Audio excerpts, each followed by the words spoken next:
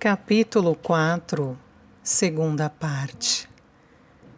Tentou, repetidas vezes, por mais de 1 hora, cada vez com um pouco mais de papel. Mas, ainda assim, o fogo se apagava por mais que soprasse. Hope sentiu vontade de chorar. Os lençóis tinham que ser fervidos e, se não conseguisse, não haveria outros limpos caso o pai os sujasse outra vez. O médico insistira para que fossem fervidos, o que significava que lençóis sujos eram perigosos. Talvez carregassem a doença. Em meio à frustração, bateu na caldeira com o bastão. E foi só então que notou uma pequena alavanca ao lado da fogueira. Empurrou-a e, para sua surpresa, viu que um pequeno alçapão se abria na parte de trás, evidentemente para deixar o ar entrar, pois sentiu uma leve corrente. Voltou a tentar acender o fogo e, para sua satisfação, os gravetos finalmente começaram a queimar. Acrescentou mais e mais, e só quando teve certeza de que o fogo estava grande o suficiente é que começou a raspar o sabão. Isso também não foi nada fácil. Hope cortou os dedos 2 vezes antes de conseguir, mas, no fim, o sabão estava na água e ela podia pôr a roupa para ferver. No fim da tarde, Hope estava exausta. Além de correr de um lado para outro oferecendo água aos pais, lavando o rosto deles, dando comida para as galinhas, recolhendo os ovos e ordenhando a vaca, tinha alimentado constantemente o fogo da caldeira com mais lenha. Levou umas 2 horas até a água começar a ferver, e era muito mais difícil mexer a roupa com o bastão de cobre do que pensava. Tirar a roupa lavada da caldeira era ainda mais complicado, e Hope se respingou diversas vezes com água quente. Além disso, era preciso fazer várias viagens ao poço, e quando terminou, as mãos dela estavam vermelhas e esfoladas. Pelo menos o tempo estava bom naquele dia, com um vento bastante forte para secar tudo. Quando toda a roupa estava pendurada, recebeu instruções da mãe para fazer um pouco de caldo com um pequeno pedaço de carne que um vizinho deixara no portão. Estava dobrando os lençóis limpos e secos, quando sentiu de novo o cheiro desagradável vindo da cama do pai. E mais uma vez teve que limpá-lo e trocar a roupa de cama, antes de dar-lhe um pouco de caldo de carne com a colher. Você é uma boa menina, sussurrou a mãe, fraca, enquanto Hope a ajudava a sentar-se e tomar um pouco do caldo de carne. Seu pai está melhor? Apesar de ser jovem e não ter qualquer experiência em cuidar de enfermos, Hope pressentia que Silas estava morrendo. O pai não tivera um só momento de lucidez naquele dia, e ela só conseguira fazê-lo engolir algumas poucas colheradas do caldo. Era como se o homem forte e saudável que ela amava já tivesse partido. Ele está um pouco melhor, mentiu, sabendo que se dissesse a verdade, a mãe tentaria se levantar para vê-lo. Tomou um pouco do caldo de carne e perguntou como estava. Já era quase noite quando Hope ouviu alguém bater no portão com uma vara. Imaginou que fosse algum vizinho, pois havia encontrado o pedaço de carne e outras pequenas ofertas de tortas, legumes e vidros de sopa, deixados na porta nos últimos dias. Correu para fora e com grande alívio viu Nell na rua com uma cesta. Não posso entrar, gritou ela. Lady Harvey nunca me deixaria voltar para Briargate e Albert vai ficar uma fera. Mas eu tinha que ver você. Como está o pai?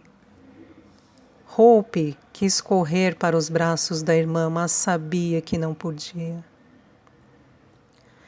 Ele está mal e nossa mãe pegou a mesma doença. Estou com medo, Nel, não sei o que fazer. Mesmo com a pouca claridade, a menina viu a expressão angustiada da irmã e sabia que ela tinha vontade de entrar e assumir o controle da situação. No entanto, por mais que precisasse de Nel, não podia deixar isso acontecer. Apenas me diga o que preciso fazer, pediu Hope, explicando brevemente como seus pais estavam.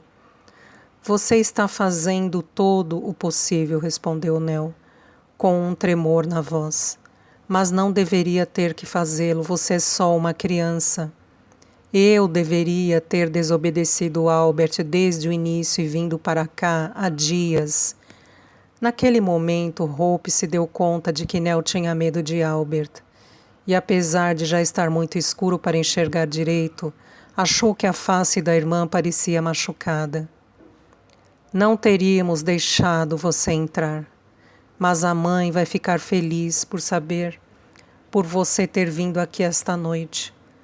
Basta deixar a cesta aí, vou cuidar de tudo.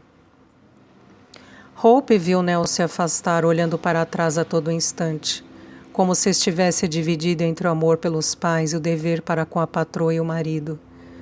Hope começou a chorar quando Nel desapareceu de vista, porque entendeu o dilema da irmã. No dia anterior, sua mãe tinha dito que se 5 anos antes soubesse que havia um surto de escarlatina no vilarejo, teria mantido Violet e Prudence em casa. E acrescentou que se soubesse que o marido havia trazido aquela doença de Bristol, teria mandado Hope para longe.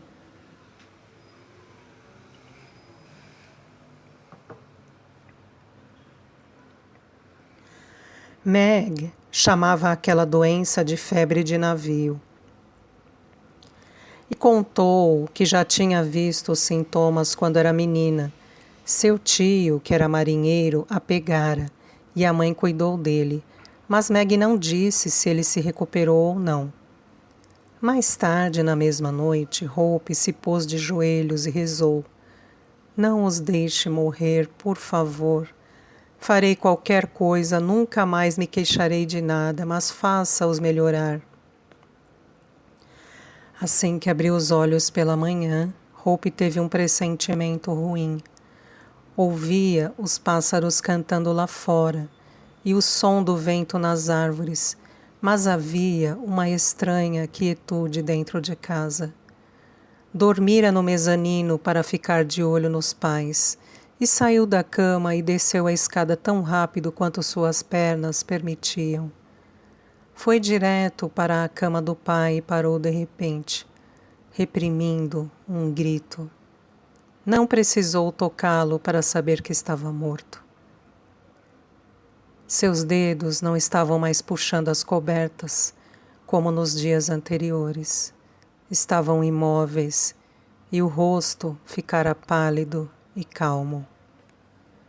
Instintivamente virou-se para a mãe em busca de consolo, as lágrimas escorrendo pelo rosto, mas logo viu que dali não viria consolo.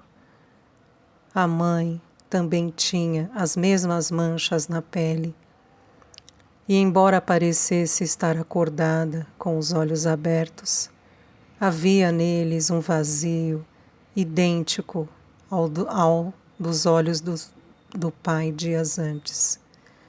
Hope teve vontade de gritar e bater os pés, mas em vez disso só conseguiu chorar.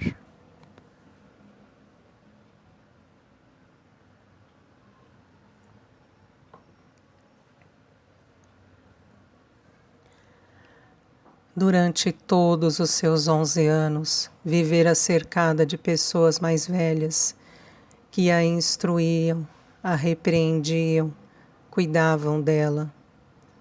Mas agora estava sozinha e ocorreu-lhe que sua infância chegara a um final abrupto.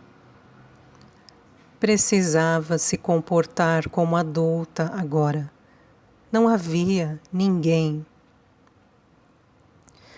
a quem pudesse recorrer. Normalmente aos gritos, como sempre fizera no passado por causa das coisas mais triviais. Chamar qualquer pessoa para ajudar seria pedir que se arriscassem a pegar a doença e espalhá-la ainda mais. De qualquer maneira, não podia deixar sua mãe sozinha para ir buscar ajuda. Obrigar-se a passar pelas tarefas costumeiras da manhã parecia ser a única coisa a fazer. Limpou as cinzas da lareira e levou-as para fora. Depois juntou a lenha e acendeu o fogo. Pôs a chaleira para esquentar e apanhou uma bacia com água para lavar o rosto da mãe. Já é de manhã? Murmurou Meg. Tenho que acordar os meninos.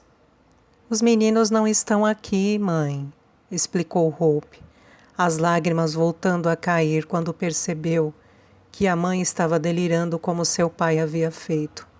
Estão trabalhando nas fazendas, só eu estou aqui. Conseguiu alimentar a mãe com um pouco de leite com ovo batido. Depois arrancou uma folha de papel de um caderno e escreveu em letras garrafais: Por favor, preciso de ajuda. Meu pai morreu e minha mãe está muito doente. Não quero que ninguém entre e corro o risco de pegar a doença também. Mas pode trazer um médico? Chame e falo com você da porta. Assinou o bilhete e o levou para fora, pregando-o na estaca do portão para que pudesse ser visto por qualquer pessoa que passasse. O reverendo Gosling chamou Hope mais tarde naquela mesma manhã, quando ela estava mais uma vez banhando a mãe com água fria. Ela pousou a bacia e correu para fora. O pastor alto e severo que lhe ensinara a ler e escrever sempre a intimidara um pouco, mas Hope estava contente por ele ter vindo, porque ele sabia de tudo. Minha querida Hope, disse o reverendo, tirando o chapéu preto de aba larga e o segurando contra o peito. O topo da cabeça era calvo, mas os cabelos brancos, mais abaixo, eram compridos, lisos e bastante oleosos. Sinto muito saber que seu pai faleceu. Está sozinha com sua mãe? Os olhos azul claros pareciam muito mais bondosos do que o habitual. E até mesmo os lábios finos, que sempre pareciam zombar em vez de sorrir, tinham uma expressão mais suave. Estou, reverendo. Ela explicou as circunstâncias da melhor maneira que pôde. Minha mãe insistiu que os outros deveriam ficar longe até que o pai melhorasse. Disse que era febre de navio. Ela me fez ficar do lado de fora também, mas ontem vi que ela estava doente, então entrei. O pai morreu esta manhã e a mãe está muito mal. Estive banhando-a e dando-lhe água e caldo, mas não sei o que fazer sobre meu pai, nem como fazer minha mãe ficar bem de novo. Hope estava determinada a não chorar. Mas quando viu o reverendo Gosling se aproximar dela, com os braços estendidos para abraçá-la, não se conteve. O Senhor não deve me tocar. Num instante, ele a estava abraçando. E ela se encostou em seu peito ossudo e soluçou. Pobre criança, disse ele, com a voz cheia de compaixão. Se é corajoso bastante para cuidar de sua mãe, então posso ser corajoso para abraçá-la. Você está bem? Ele segurou os braços dela e afastou um pouco para observar seu rosto. Estou, reverendo, respondeu Hope, chorando. Não há nada de errado comigo e lavei minhas mãos depois de tocar no meu pai, como minha mãe instruiu. Mas a doença está no ar, não é? Nós a respiramos. Não creio, pois se fosse o caso, ela se espalharia por todo o país e ninguém seria poupado. Esta doença se desenvolve apenas em lugares insalubres e com muita gente amontoada, como navios e prisões. Sua mãe dormiu na mesma cama com seu pai quando ele chegou em casa de Bristol? Hope assentiu. Deve ter sido como ela a pegou, observou o reverendo Gosling com tristeza. Mas é claro que Meg não tinha ideia de que Silas estava tão doente. Agora deixe-me entrar e vê-la. Apesar de todas as orações do reverendo Gosling e de ele ter feito a senhora Cowey vir ajudar a cuidar de Meg, a mãe de Hope morreu 2 dias depois de Silas. Ela chegou a melhorar um pouco, o suficiente para perceber que o marido se fora. Então pareceu perder a vontade de lutar contra a doença e morreu durante a noite. Quando o reverendo Gosling chegou, na manhã seguinte, disse que talvez fosse uma bênção ela ter morrido rapidamente, sem a indignidade que Silas sofrera. Hope teve que concordar, pois sabia que a mãe teria odiado que alguém precisasse limpar sua sujeira. Mas isso não diminuiu a dor de perdê-la. A senhora Cowey lavou Meg e Silas e os vestiu. Seu marido, Geoffrey, o carpinteiro do vilarejo, fez os caixões, e Matt e James os deitaram lá dentro. Os caixões ficaram apoiados em cavaletes, e Hope esquadrinhou os campos e bosques ao redor da casa, à cata de flores silvestres, para enfeitá-los. Por mais que todos a elogiassem por ter cuidado dos pais até o fim, ela continuava achando que talvez houvesse algo que poderia ter feito para evitar suas mortes. No dia do enterro, fez-se um lindo dia ensolarado. Amanhã começara a enevoada, mas a névoa logo se dissipou. Hope ficou contemplando o rio por um longo tempo antes que seus irmãos chegassem, lembrando quanto o pai sempre gostara dessa época do ano. Quando a colheita está terminada e os campos arados, tenho a sensação de que o Senhor gosta de nos recompensar com uma exibição de sua grandeza. Ele costumava dizer, indicando as árvores em suas cores de outono, com os olhos marejados de emoção.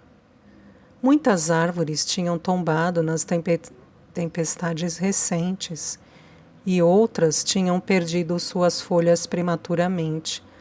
Mas o vale ainda era uma mistura de tons, alaranjado, amarelo, castanho, vermelho, verde e marrom. O rio, pouco visível durante o verão, revelava-se em toda a sua glória reluzente. Os esquilos subiam e desciam das árvores à procura de avelãs, e a macia barba de velho espalhava-se sobre as cercas vivas. Hope lembrou-se de todas as vezes que colhera amoras e bagas de sabugueiro com a mãe, da maneira que ela costumava rir e segurar Hope, com os braços estendidos para a menina alcançar os galhos mais altos. Era insuportável pensar que nunca mais ouviria sua risada ou veria seus pais sentados no banco, debaixo da macieira nas noites de verão, as mãos entrelaçadas.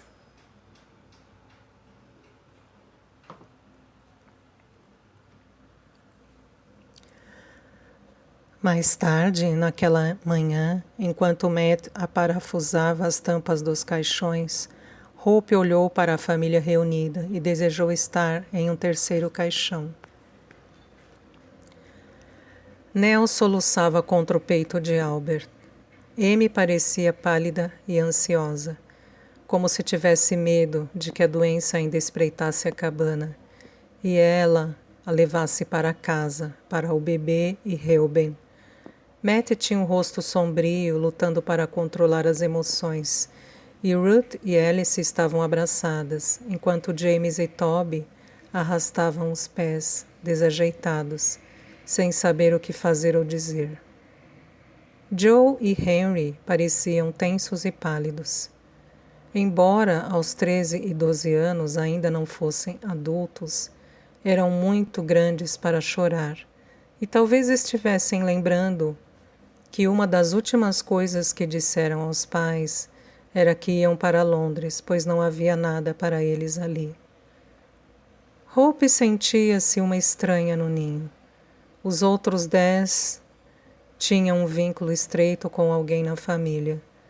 Matt tinha Amy e Nell tinha Albert. Era verdade que todos a tinham abraçado e prometido que cuidariam dela, mas Hope ainda se sentia muito sozinha. O colchão dos pais tinha sido queimado, assim como todos os sacos de palha do mezanino. Ela e Jane Cowey tinham lavado e esfregado toda a casa, de cima a baixo com vinagre e água.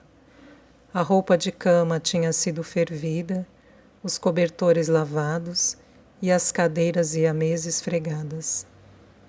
As duas tinham queimado ervas perfumadas na lareira, para livrar a casa de qualquer pestilência restante. Mas aquele lugar nunca mais seria um lar.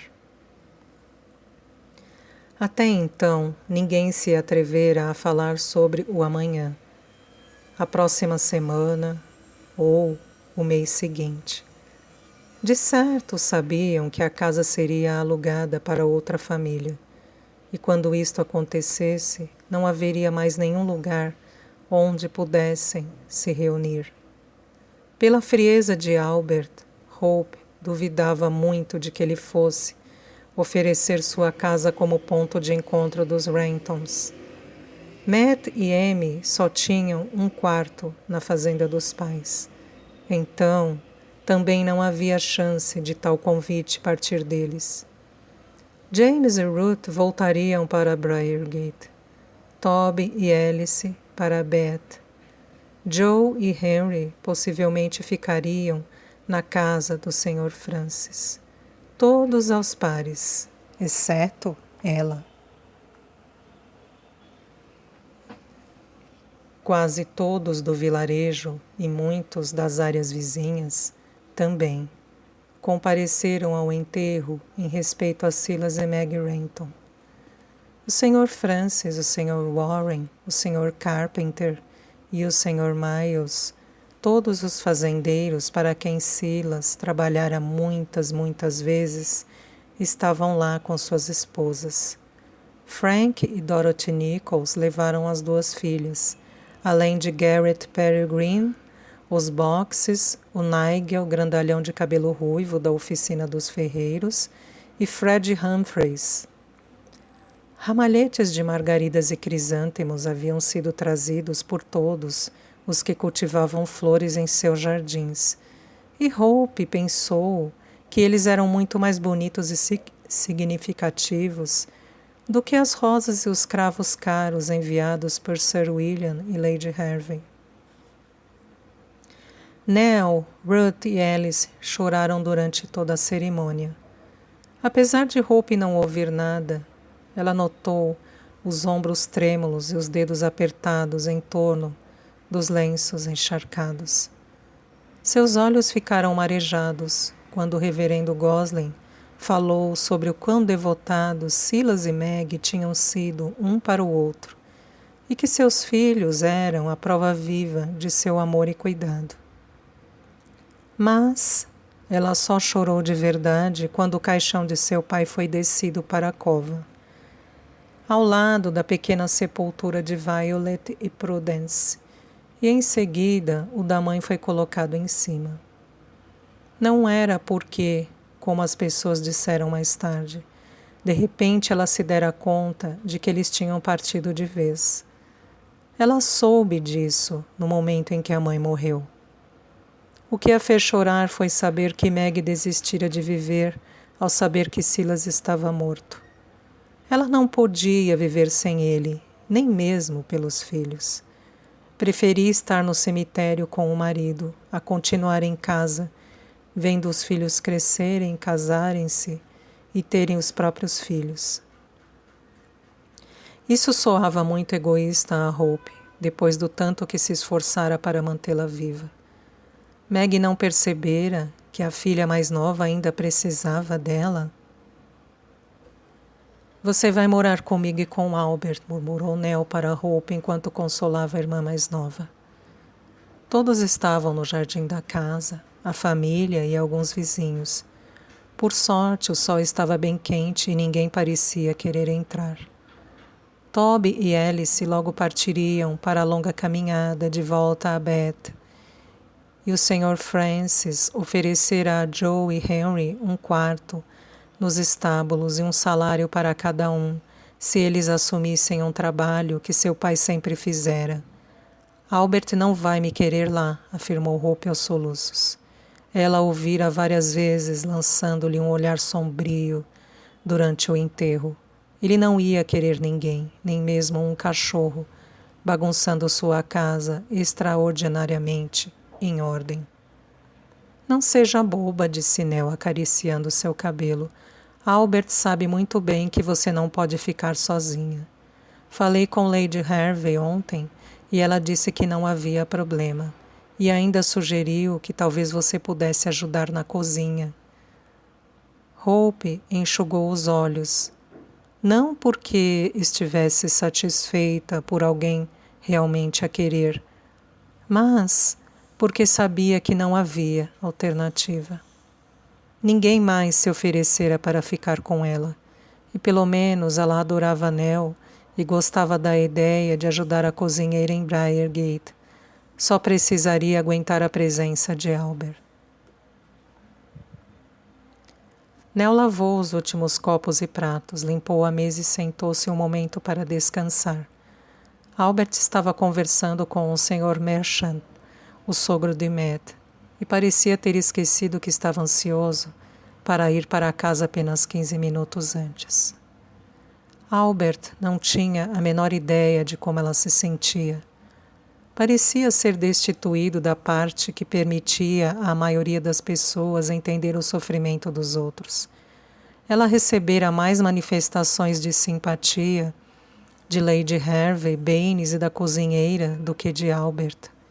Naquela manhã, ele dissera: "Você vai se sentir melhor depois do enterro." Como se Nell pudesse apenas esquecer os 27 anos de lembranças no momento em que a terra cobriu os caixões. A perda dos pais foi um baque terrível, e por Deus, ela desejou ter desafiado Albert e Lady Harvey e ido à casa deles antes que fosse tarde demais. Talvez não pudesse ter feito nada para salvá-los, mas pelo menos não sentiria culpa por não ter cuidado deles. No entanto, estava ainda mais envergonhada por não ter tido coragem de enfrentar Albert desde o primeiro dia de casamento e insistido em passar as tardes de folga com a família. Que direito ele tinha de dizer que o lugar dela era em casa e que seus pais não eram importantes? Em 3 anos de casada, só havia passado um total de 5 ou 6 horas com eles. E isso principalmente no caminho de casa depois do serviço religioso. Obtinha notícias da família por intermédio de Ruth, e nem uma única vez pudera sentar-se e realmente conversar com os pais para explicar as coisas. Imaginava que, se tivesse tido essa oportunidade, poderia ter revelado à mãe que se arrependia de ter casado com Albert e que apanhava com frequência. Olhou de soslaio pela porta, quase como se acreditasse que ele poderia ler seus pensamentos. Entretanto, acostumara-se tanto com o marido determinando tudo em sua vida, desde o que cozinhar até como arrumar os móveis, varrer o chão ou lavar a roupa, que nem sentia mais que sua mente lhe pertencia.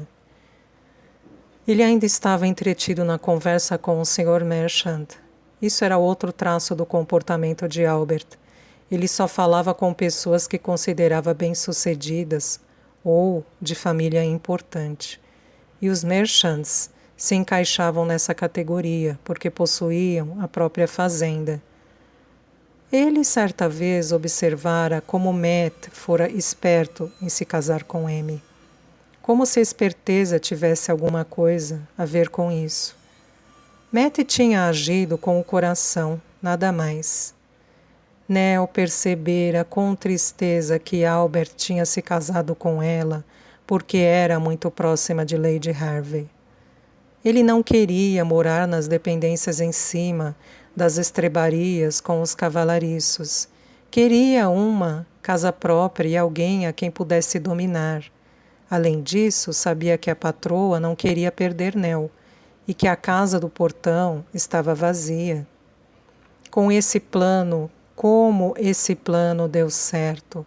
Uma mulher que obedecia sem questionar, uma casa mobiliada com sobras de Briargate, e ele podia bancar o macho dominante na cervejaria em Chelwood, porque era protegido por Sir William.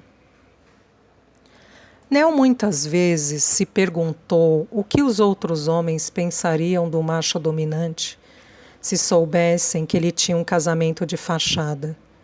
Não havia amor. Ele dividia a cama com ela, porém nada mais acontecera. Nell achava que ele desprezava as mulheres, pois quando procurou seduzi-lo, ainda no início do casamento, ele lhe deu uma bofetada e a chamou de prostituta suja. Ela nunca mais tentou novamente. Quase podia resignar-se a uma vida sem amor e a ser menos do que uma criada para o marido. Mas não podia aceitar que nunca teria filhos. Isso era cruel demais. Espiando pela porta, viu Hope sentada sozinha sob a macieira, olhando à vista como se estivesse tentando guardar todas as boas lembranças que evocava. As lágrimas de Nell começaram a escorrer novamente, pois ela amava muito a irmã e não suportava vê-la tão infeliz. Desejava e precisava levá-la para casa, mas estava com medo. Albert não a queria lá. Ele não dissera isso com todas as letras. Nem podia, porque todos em Briargate, incluindo Lady Harvey, contavam com que Albert acolhesse Hope. Ninguém que conhecesse a menina acharia que ela era um fardo. Na melhor das hipóteses, Albert teria considerado pouco caridoso caso se recusasse a levá-la, e na pior, seria visto como desumano. Naquele mesmo dia, falando com Matt e James, ele agira como se gostasse da ideia de ter a menina em casa. Mas Nell sabia a verdade. Albert pensava apenas em si mesmo e era incapaz de sentir ternura ou compaixão. Queria que sua vida fosse igual a um dos seus infelizes canteiros de plantas. Determinava o que devia entrar neles. Afastaria tudo o que não fosse exatamente como planejara. Eliminaria o que ameaçasse dominar. Hope não se adaptaria, de jeito nenhum.